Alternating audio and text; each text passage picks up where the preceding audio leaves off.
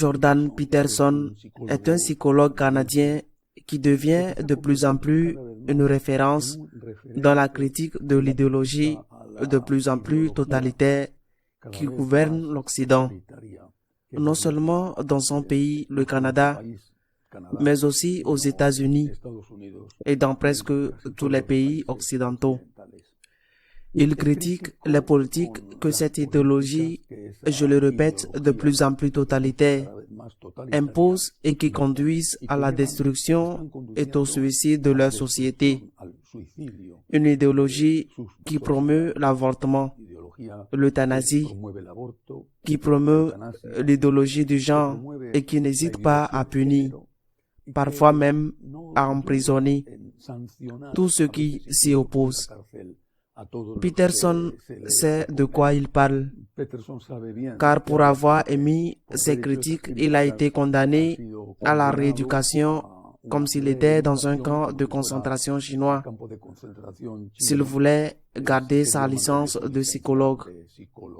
Sa femme, bien catée, s'est convertie au catholicisme après une guérison miraculeuse liée à la prière du rosaire. Dans l'un de ses derniers discours, Peterson se demande pourquoi cela se produit. Pourquoi ces sociétés théoriquement démocratiques évoluent vers une idéologie totalitaire. Pourquoi? Et il répond lui-même, à cause du silence de ceux qui ne sont pas d'accord, mais qui par lâcheté se taisent. Entre autres, dans sa dernière réflexion, il dit, si vous restez silencieux alors que vous êtes appelé à dire la vérité, vous ne mettez pas seulement en danger le navire de l'État, vous vous condamnez aussi, vous et tous ceux que vous aimez, à un voyage vers l'endroit le plus sombre que l'on puisse imaginer.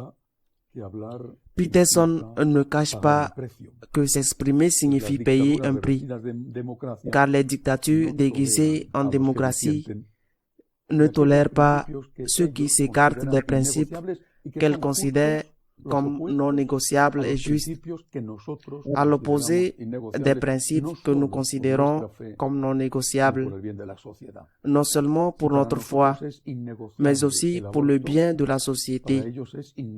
Si pour nous l'avortement n'est pas négociable, pour eux le droit à l'avortement n'est pas négociable. Si pour nous la famille n'est pas négociable, pour eux l'idéologie du genre n'est pas négociable. Si pour nous le respect de la vie jusqu'à la mort naturelle n'est pas négociable, pour eux l'euthanasie n'est pas négociable. Si pour nous le droit des parents à avoir le dernier mot dans l'éducation de leurs enfants n'est pas négociable, pour eux il n'est pas négociable que ce soit l'État qui éduque les enfants sans tenir compte des parents. Mais ces principes non négociables qui tentent d'imposer, rappelle Peterson, ces principes non négociables exigent d'eux qu'ils paient le prix pour que nous supportions la répression. Je pense à cette religieuse américaine qui a été envoyée en prison à un âge avancé simplement parce qu'elle avait manifesté pacifiquement devant une clinique d'avortement. Or, ajoute ce psychologue canadien, malgré cela, dit-il, les coups de la parole sont inférieurs aux coups du silence. Et si ces coups sont aujourd'hui élevés, c'est que la situation est déjà grave et qu'elle va s'aggraver de plus en plus. Cette semaine, des élections auront lieu dans 3 États fédéraux allemands. Ce ne sont pas les États les plus importants, mais ce sont 3 États allemands. Les sondages, eh bien, cette semaine, il y aura dimanche des élections dans 2 d'entre eux et dans quelques jours dans un 3e. Les sondages annoncent une forte progression de l'extrême droite et de nombreuses personnes se tiennent la main sur la tête, craignant l'arrivée d'un nouvel Hitler. Même l'Église catholique allemande a déclaré qu'il ne fallait pas voter pour ce parti et que si l'un des membres du personnel de l'Église, qui est le deuxième employeur après l'État, votait pour ce parti, il devrait perdre son emploi. Mais ce qu'il ne se demande pas, c'est quelle est la cause. Pourquoi y a-t-il une telle croissance de l'extrême droite en Allemagne? Il condamne cette croissance, mais ne s'interroge pas sur ses causes. Par exemple, la question de l'immigration illégale. Il ne considère pas que cela est dû aux erreurs commises par les gouvernements de gauche, mais aussi par les gouvernements conservateurs. C'est la même chose en France, même aux Pays-Bas. Nous condamnons les extrêmes, nous condamnons la violence et nous avons raison de le faire. Mais pourquoi ne nous rendons-nous pas compte que la cause réside dans le fait d'avoir permis des choses qui ont ensuite généré, alimenté ces extrêmes et alimenté cette violence? C'est ce qui s'est passé il y a quelques semaines, par exemple en Angleterre. La violence qui s'est déchaînée contre les immigrés était mauvaise, bien sûr, mais quelle est la cause? Et cela se produit non seulement au niveau du silence, parce que vous avez peur d'être pointé du doigt et vous avez peur de payer les conséquences d'être ostracisé au travail, par exemple, de ne pas être autorisé à progresser dans votre travail ou même de subir des représailles à d'autres niveaux. Il en va de même pour le vote. Je suis vraiment fatigué de recevoir des courriels me disant à quel point Madame Harris est merveilleuse, à quel point elle est merveilleuse. Et s'ils ne voient pas ou ne veulent pas voir les politiques qu'elle veut ouvertement mettre en œuvre, je ne doute pas qu'il y ait de bonnes choses dans tout parti politique, mais on ne peut pas voter pour ce parti par sympathie pour le leader ou pour les bonnes choses, en ignorant les nombreuses mauvaises choses que le parti a également et qui font qu'il est impossible pour un catholique pratiquant, j'ose même dire pour un athée qui aime la civilisation occidentale, de voter pour ce parti. Il est injuste de nous faire choisir entre deux mots.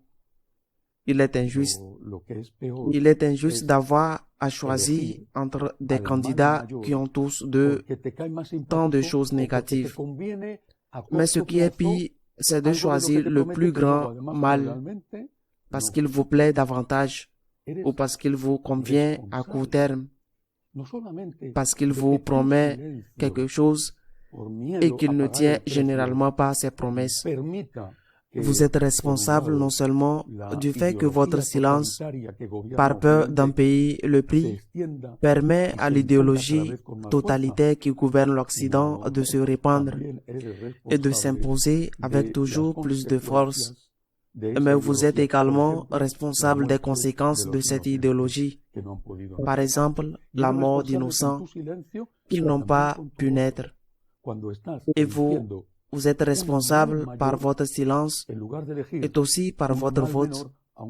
Lorsque vous choisissez un mal plus grand au lieu de choisir un moindre mal, même si parfois il vous semble que les deux mots sont semblables, mais il y a toujours un mal plus grand que vous ne pouvez pas choisir.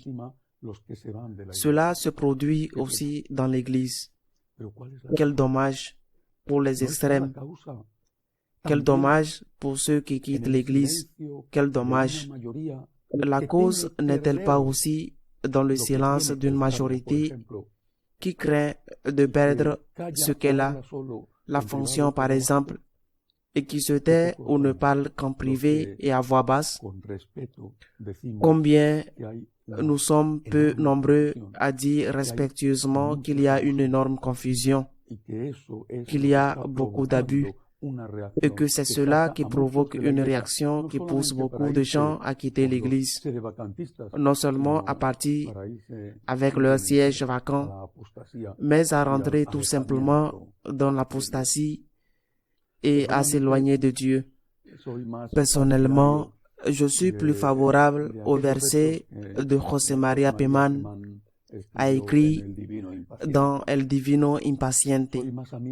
Je suis plus ami du vent, madame, que de la brise.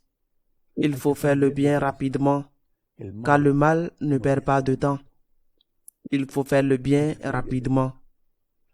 Même s'il y a un prix à payer pour faire ce bien, ce prix sera toujours infiniment moins élevé que de trahir Jésus-Christ et de rester silencieux pendant que le mal avance. À la semaine prochaine, si Dieu le veut.